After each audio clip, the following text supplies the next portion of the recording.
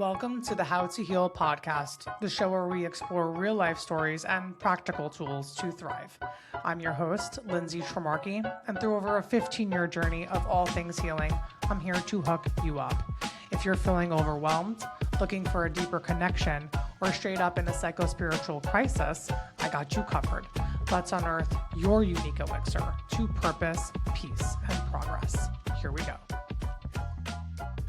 Welcome back to the How to Heal podcast. I'm here today. We're going to talk about emotional energetics and manipulating emotions to manifest dreams. In the pillar of emotional health, which is the first pillar to be neglected because it is the least socially acceptable and the most personally burdensome,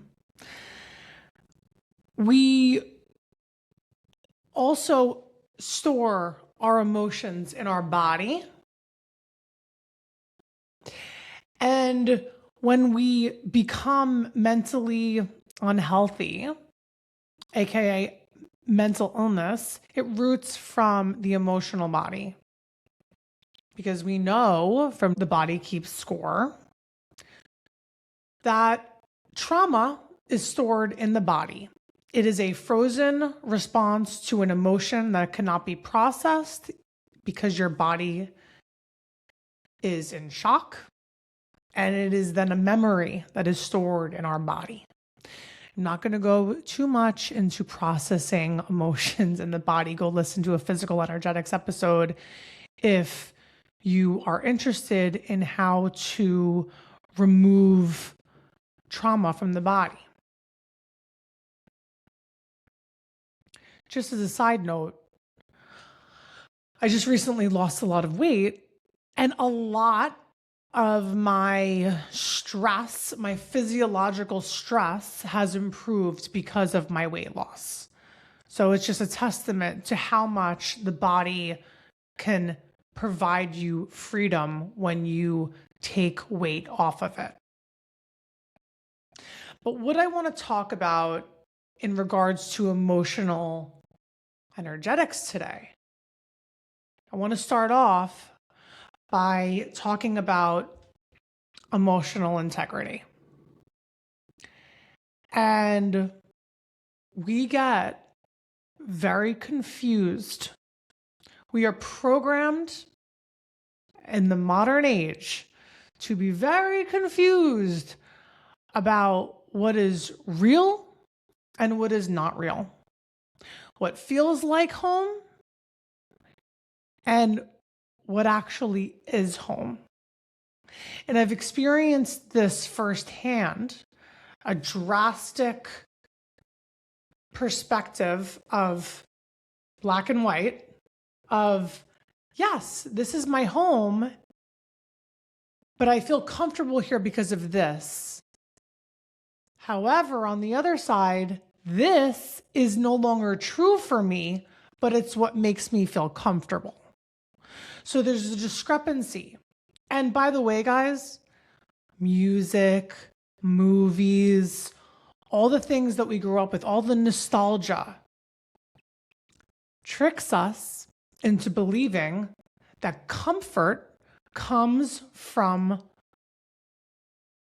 I don't know how else to say it, but like false gods. Right? So, and everybody is accepting this reality. So it's not like you can go to someone and be like, and they're going to understand your disjointed feeling of connection because it's based on a false narrative. So we have to practice the muscle of identifying what is important to us on a daily basis. We need to journal, reflect. For years, I would map out, use the desire map. I don't know if that's what it was called, whatever. It was Danielle Laporte's concept. I'm sure someone else did it too, but of identifying your desired feelings. because it helps us really get into the granular aspects of what we want to feel. Because when we have emotions, stored traumatic emotions in our body, those are sneaky motherfuckers. And those come up when everything else is going right. We're like, something doesn't feel good. Something doesn't feel good. And yeah, it's because we're human, living a human experience in a world where we don't have answers and all the things. So we have to redirect our emotions to manifest what we want. And in order to manifest what we want, we have to be clear about it. We have to be clear about it. And sometimes things manifest in our life that are greater than we could ever have dreamed. Sometimes things happen to us where we're like, oh my God, this is so much better than I anticipated. But that process of the waiting, 5, 10, 15 years of waiting, of doing the things and not, that time is better used by harnessing the emotions that you want to feel, focusing on the things that you actually want, defining the things that you want, so that you can be happy in the process. When we talk about the emotional integrity piece and the emotional maturity piece of being like, this feels like home, but it's not really real for me anymore. What is real for me now? That integrity and maturity piece is a matter of marrying your heart and your mind. Last episode, I talked about mental math, emotional English. It's same thing. It's mental minds, emotional heart. So we have to marry the two to truly create significant personal meaning in our lives. Because as we see through the veil, we come to realize that we are creating very personally our own experience in this world. Some of it is luck. I'm not going to lie. Some of it is just straight up right place, right time. I don't purport to know, the grander master plan of the universe. I have no idea, just like none of us do. But I have to believe that we create some of our own luck. I have to believe that diligence in earnestness is going to get us into a better place. At least at the end, right? At the end, you're at the gate of heaven or hell or wherever the hell you are. And you're like, and you're seeing your life flash from your eyes. And you're like, did I do all that I could have done? Did I feel all that I could have felt? Was I being all that I could be? From a mind, place, space.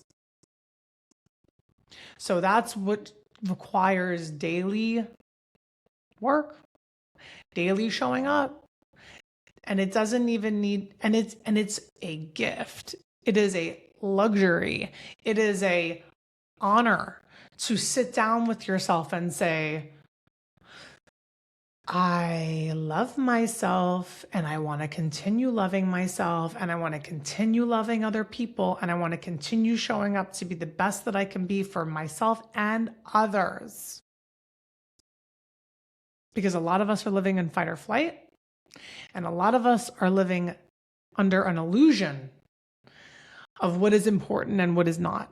So when we define what is important for us based on our feelings, and the truth that we are seeing, that is when we can start to realize, okay, this is where I stand. I no longer stand where I was standing 10 years ago. No longer feeling, seeing things, understanding the world the way I was 5 years ago. I hope for you that you are not.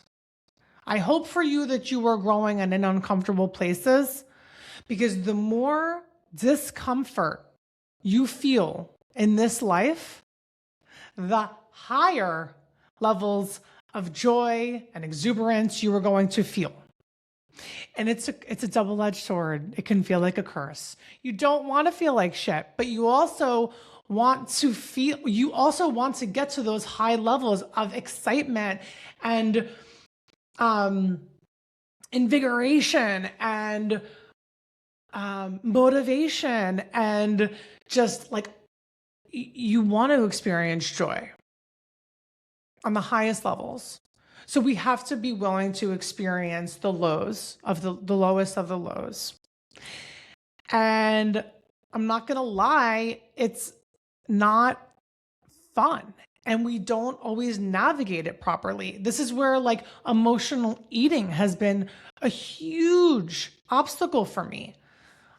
I recently joined Primal Bod and I love it. I mentioned on the last episode, I lost 27 pounds. I'm so much more free in my body. But when I'm at my worst, I'm thinking, okay, what can I eat? What can I eat to distract my body right now? What sugar can I eat? What Diet Coke can I have? What nuts can I have? Like all the things. Because life is fucking hard. Life is hard. And we grew up with the spoon in our mouth. You feel sad? Here, take a bite. You feel upset? Here, take a cookie. Like that's how we grew up. Those are false gods. That is a human response to navigating difficult emotions. And we have like a sentimental attachment to antiquated ways of dealing with emotions. We have resistance to it. Again, emotions are the least socially acceptable pillar of health to address.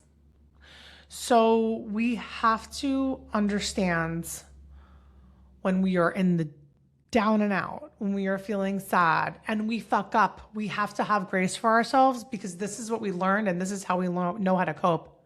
It's not easy being human in this world right now. There's so much going on. There's so many changes and it is so rapid now, more than ever. Now is the time where things are just... We have these stupid phones in front of our faces all day long that are additionally prolonging us to distract. Dopamine hit, don't feel so great. Let's go to the phone for a dopamine hit. Every minute, every 90 seconds, put your phone down, look away for 30 seconds, pick your phone back up. Same thing as emotional eating. So when we do feel good, when we do feel rested, when we do feel like we have energy, the best use of our time is to take care of ourselves. And the best use of a emotional practice is to sit down and say, okay, just like I'm organizing my mental goals, I'm going to organize my emotional feelings into a format that makes sense to me,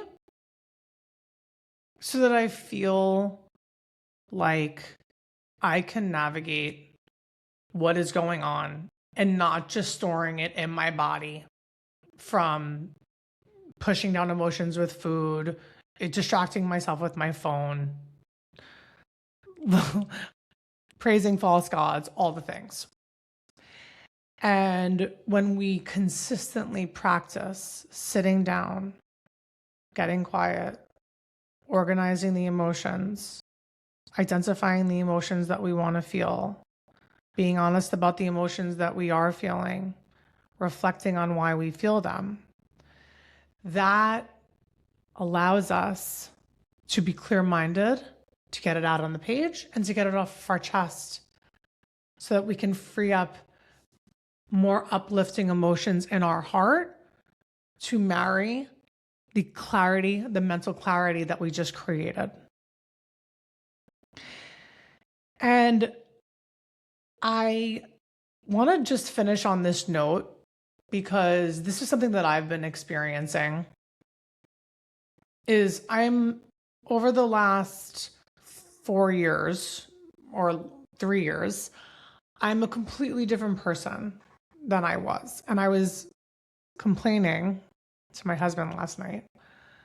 I was confiding in my husband last night and crying about the fact that I don't have certain things that I really, really want in my life. I don't have a job. I don't have money coming in.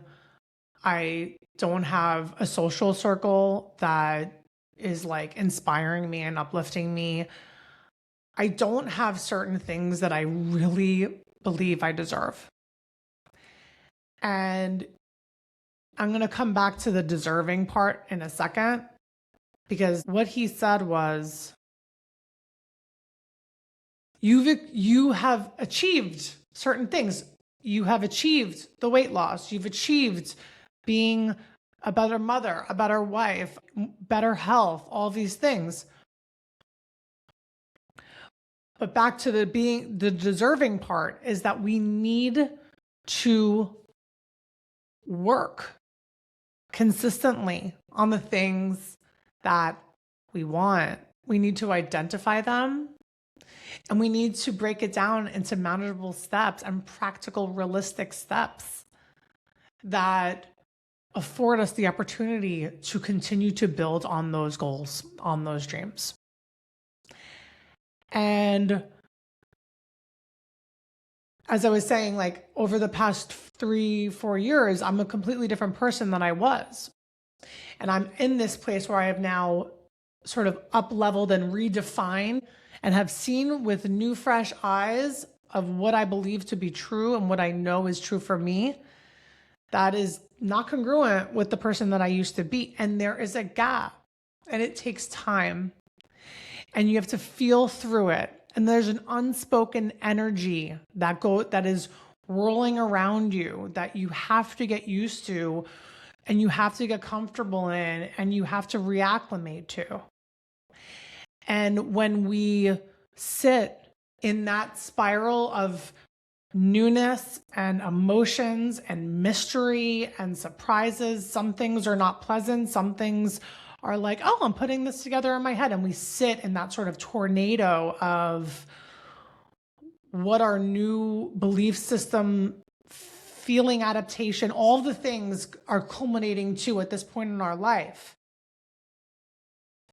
That is when we can then start living in the integrity of the truth of that tornado and move forward to achieve the dreams that we are looking to achieve. It's not easy. It's weird.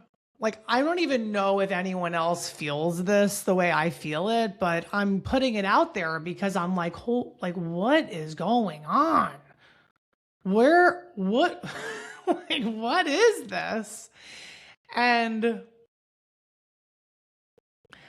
not everyone has the luxury to think about these things, but I don't even think it's a luxury.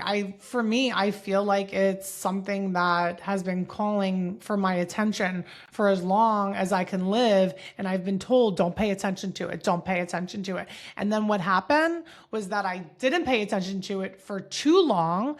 And then I got usurped by unprocessed emotions and feelings and mental incongruencies that I didn't make sense of for myself. So again, this is why I do this podcast. I do this podcast because mental health is very important to me. I've worked on it to the point where I know that I will never be confused to the point of no return again. But I think there are a lot of people in this world that are living in the dark. And when you live in the dark for too long and you follow those false gods of what brings you comfort, what brings you peace, what brings you security, you can literally get your feet taken out from underneath you in a second. And it happens all day long. It happens all day long. People are having nervous breakdowns. People are committing suicide. People are going and shooting up schools. We have to see the truth of what our life is for how we feel and how we see things individually. And it's not the same for everyone. And that's what makes this world a creative, prolific, industrious place to be. So on that note, I love you guys. Thank you so much for tuning in. If you have any thoughts, post a comment, email me. You can find me on socials at How to Heal. And I appreciate you.